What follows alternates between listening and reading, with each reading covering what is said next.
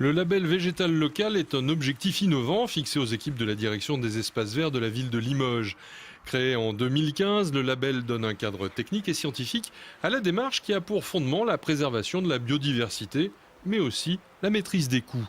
La ville de Limoges est candidate à l'obtention du label qui jusqu'à présent ne concerne que des structures privées. La mission quand même principale de la ville et des espaces verts est quand même d'embellir et de fleurir. Donc pour cela, on fait de la production de plantes.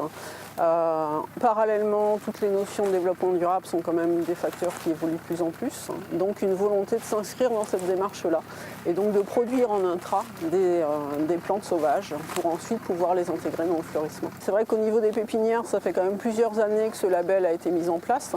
Au sein des collectivités, la ville se positionne vraiment en tant qu'organisme novateur à ce niveau-là. Concourir pour un label, ça permet quand même d'avoir une reconnaissance par rapport à ce label au niveau des spécialistes. Et puis tout simplement aussi de pouvoir mieux communiquer auprès du grand public sur justement l'utilisation d'une espèce sauvage dans un fleurissement qu'on a l'habitude de voir au quotidien. On avait un peu perdu cette habitude de tout faire nous-mêmes, c'est-à-dire de récolter, de semer, de réimplanter. Effectivement, avant, c'était facile.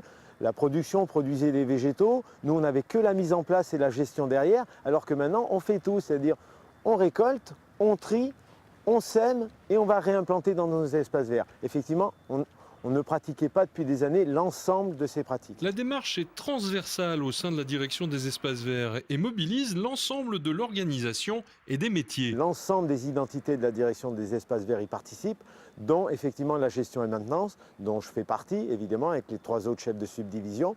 Il nous a demandé qu'on implique nos jardiniers dans ce processus et qu'on participe à la mesure de nos moyens à la mise en place de ce label. Les agents ont été très vite réactifs, on a tout de suite trouvé beaucoup de volontaires, d'aller vers quelque chose d'un peu nouveau, novateur, de retourner peut-être aussi vers le naturel qu'on avait abandonné avec l'horticole qui était notre base de travail depuis très très longtemps et de revenir vers le naturel, ça nous a paru évident et les gens se sont impliqués très très rapidement et sans aucun frein. Se réapproprier ces plantes végétales de chez nous et de se dire on les avait abandonnées au détriment d'espèces horticoles qui paraissent plus jolies, qui tout de suite on a l'impression que c'est plus beau, alors que le naturel finalement il est là, on l'a un peu oublié, on l'a un peu quitté des yeux et finalement en s'y remettant un peu, on lui redonne de la valeur.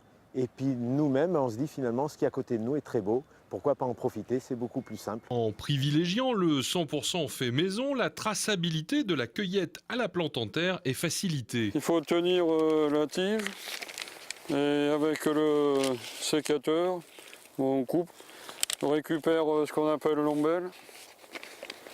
Et après on les met dans les enveloppes. Et les graines après vont être triées. Et pour être semé après. Il y a des endroits plus marécageux, plus secs. Ça dépend des endroits, du sol. Il y a certaines plantes qui poussent plutôt dans un certain sol. Ah oui, c'est très intéressant. Ouais. Ça permet de reconnaître des plantes locales. Et après, ça va être semé au niveau des serres de la vergne. Et après, on les repiquera dans des massifs. Avec des plantes locales. Afin de préserver la population, il faut prélever que 25% sur la végétation actuelle. Aujourd'hui, on est à l'étape du tri des graines. Donc, pourquoi tri des graines? Les graines sont enveloppées dans une cuticule, sont protégées dans la plante, mais vous voyez, aujourd'hui, on a la fleur, et dans la fleur, c'est créé la graine par fécondation. Donc aujourd'hui, il faut qu'on récolte la graine et la sortir pour pouvoir ensuite la semer. Il faut faire sécher la plante pour que la graine soit bien sèche. La récolte ne se fait pas tout au même moment pour toutes les graines. Donc au fur et à mesure, on les met à sécher et puis on voit quand les graines sont asséchées. Si la graine reste humide, elle va pouvoir pourrir, attraper des maladies. Donc bien sécher la graine et bien l'entreposer après, une fois qu'elle est triée aussi, dans des enveloppes au sec. C'est un nouveau challenge et ça permet de valoriser notre région. C'est intéressant.